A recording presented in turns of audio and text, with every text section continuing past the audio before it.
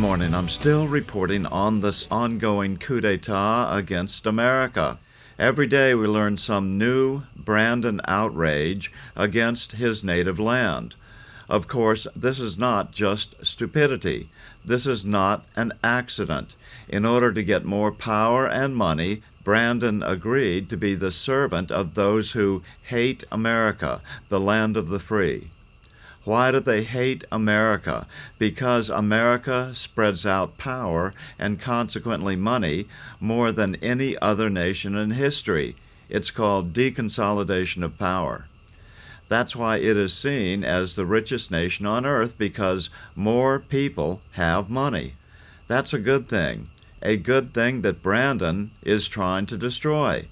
But he has to be sneaky about that. So come election time, he starts giving away money to those who are more likely to vote to put him and his corrupt system of deception back into office for another 4 years. But here's today's shocker. In the past year and a half, people he really wants in and people who really won't make the 1,000-mile walk up through Mexico have been flown into the United States by regularly scheduled airlines, mostly from South America. How is he doing that? With forged passports? No, with real passports. This is the most unbelievable part. Resident Brandon has granted this special group of bad people full-fledged citizenship via real identification documents minted by the U.S. State Department. This is totally corrupt and illegal. But what does the Brandon family care? Think this is all a wild conspiracy theory? Let's see what Maria Bartiromo had to say about that yesterday on her show on Fox. And we begin this Sunday morning with President Biden's reckless open border and its impact across the country, with new data showing that the White House flew 326,000 illegal migrants from abroad directly to Florida in the past year and a half, on top of the 10 million illegals crossing the border into the country on Biden's watch. The Center for Immigration Studies reporting the 326,000 illegal migrants from Cuba, Haiti, Nicaragua, and Venezuela were flown directly to Miami without any warning to state officials. The White House is also playing down spiking crime on Biden's watch, with one illegal immigrant using the Chinese Communist Party's TikTok app to taunt illegals into overtaking Americans' homes. The so-called squatters increasingly apprehended across the country, sparking Florida Governor Ron DeSantis to take action. The governor outlawing squatters in Florida, protecting Americans' property rights. Joining me right now, the man himself fighting Biden's lawlessness in the Sunday Morning Futures exclusive, Florida Governor Ron DeSantis. Governor, thanks very much for being here this morning. Good morning.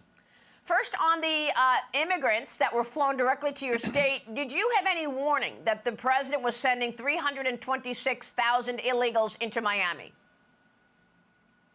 No, and they don't give us any notification on any of that. Now, we are a border state. We're a maritime border state. And so we've taken a lot of action to beef up maritime assets to help the Coast Guard interdict these vessels that are coming in. And since January of 2023, because of Florida state vessels, we've interdicted and led to the repatriation of 14,000 illegal aliens. And so that's kind of been our focus. What Biden is doing under this program, it's not constitutional, but he is legalizing people when they're in foreign countries and then buying them plane tickets and then flying into the United States. And so you could have a plane that lands in Miami with 200 people on it, and there may be 8 or 10 of these folks that he's illegally legalized. So we are suing him on that with other states. We don't think it's lawful. We don't think it's constitutional. But, you know, we need the Congress to step up and defund this program. It's an illegal program. He does not have the authority to just legalize people in foreign lands. I will tell you this, Maria, though, because those numbers were surprising to us because we didn't have any notice, but we haven't seen on the ground evidence that that many people are actually setting up shop in Florida. So I think what's happened, Miami has served as the gateway to get people in from those countries. And then I think they're going all across the United States of America. You know, of course, in Florida, we're not a sanctuary state. And so you go to New York, you get money. You go to California, you get benefits. In Florida, you don't get a driver's license. You don't get an ID card. We don't even let NGOs issue ID cards to illegal aliens. And of course, we have E-Verify, so you're not eligible for employment. So I think our policies have made Florida not be the destination that people want to come if they're not in the country legally. Well, for sure. You're actually removing any incentive to stay in Florida. You mentioned E-Verify and removing those incentives. Look, on his first day in office, President Biden signed executive orders that ended existing programs that limited immigration and certainly illegal migration. What has been the impact on the streets of Florida to all of these illegals coming in, whether it's from the White House, from Haiti? I know you've been dealing with this aggressively in the last year. Well, fortunately, we've been very successful at preventing a mass amount of flotilla or boats coming from Haiti since they've had. I mean, this has always been an issue in Florida, but definitely over the last month. So we have not seen that. And I think it's because we've deterred it, because anywhere there's a gap with Coast Guard assets, we're filling it. So I think that that's been successful. But overall, since he became president, he initiated what's happened. So we've had examples of people that had been deported multiple times, came in under Biden's open border, find their way to Florida, and then commit criminal offenses. For example, we had a sheriff's deputy in the Tampa Bay area that was killed a couple years ago by an illegal, recklessly driving a truck. And so we see these examples. And here's the thing. We're a law and order state. We work very hard to crack down on crime of all types. But when you have illegal aliens committing crimes, the victims, the family's victims, they look and they say, if the government had just enforced the law, we know this crime would not have happened. So I say every state is a border state under Joe Biden. It is not just Texas and Arizona. You're seeing this effect far and wide, and that includes states in the northern part of this country. This is just outrageous, the lawlessness that we're talking about. I want to get to squatters in a moment and talk about what you did there. But do you feel that the administration is against you, again, constantly fighting with you, red states? That's what Governor Abbott has mentioned to me recently, that he's constantly battling with this White House. Do you feel the same? We definitely see that. I mean, for example, we were one of the first states to sign legislation to protect women's sports. This was many years ago. They responded by threatening to take away school lunch money for poor kids because we protected women's sports. And I'm just thinking to myself, you know, that is an attack on the policies of the state of Florida that the people overwhelmingly support. They also went after, I think, all states when Biden imposed the COVID vax mandates. So particularly for the healthcare workers, we had a lot of nurses that didn't want to take it. Their jobs hung in the balance. We basically told the federal government to fly a kite on that. We would not survey our hospitals. They ended up fining us a couple $1 million, but we saved the jobs of a lot of folks. And so they do that. We fight back, and I think we've had a lot of success in doing so. Well, your economic policies, no state income tax among them, have sparked an incredible move of people out of high tax states into places like Florida, into places like Texas. But you've made the point before that you were afraid that people coming from New York would start voting the way they vote in New York, but you've actually been able to register more Republicans than you expected. Tell me about that. When I became governor, Florida had never had more registered Republicans than Democrats in state history, and we were close to 300,000 fewer Republicans than Democrats. This is 2018. Today, we have close to 900,000 more registered Republicans than Democrats. So you're talking about 1 million plus voter registration shift. And yes, part of that, I think, is a response locally where people are more likely to switch from Democrat to Republican in Florida, non-party to Republican, than vice versa. And that's been an important component of it. But I do think the migration has skewed amongst people who come to Florida, not because they want to change the policies to reflect in Illinois or California or New York, but because they appreciate how Florida's done it different from where they're coming to. And so I think that's contributed to this really record thing. Maria, Florida is off the board.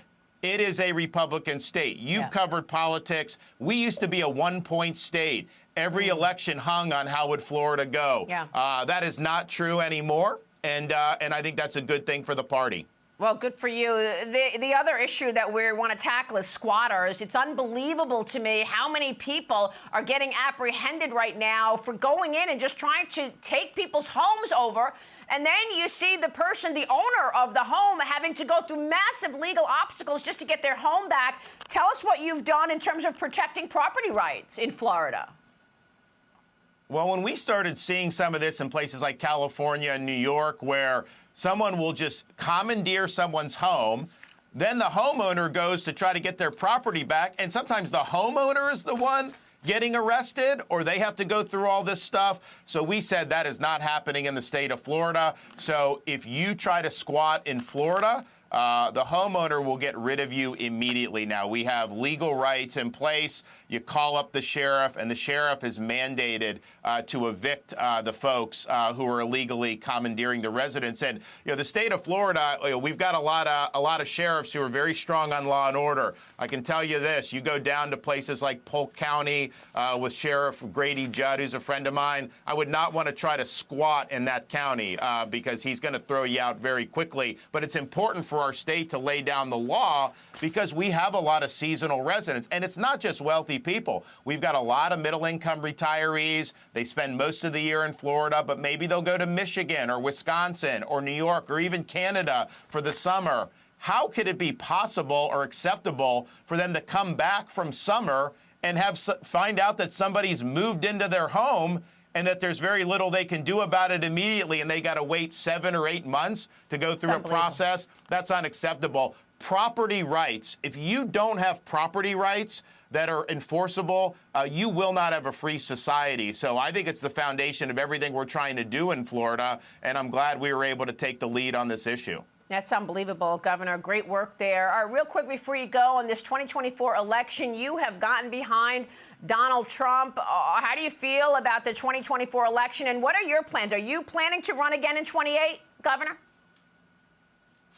I don't have any plans for the future. I think we're focused a lot on all the great things we're doing in Florida. I am very, very confident that Florida is going to be a strong performance for Republicans up and down the ticket. And we've worked very hard to bring it to this point, and I'm excited about that. And look, I look around the country. I can't speak for what's happened in these other states, but you have a president who has caused all these problems, Maria. He has caused the immigration problem with his policies. He has exacerbated inflation with his big spending policies. He caused the Afghanistan fiasco.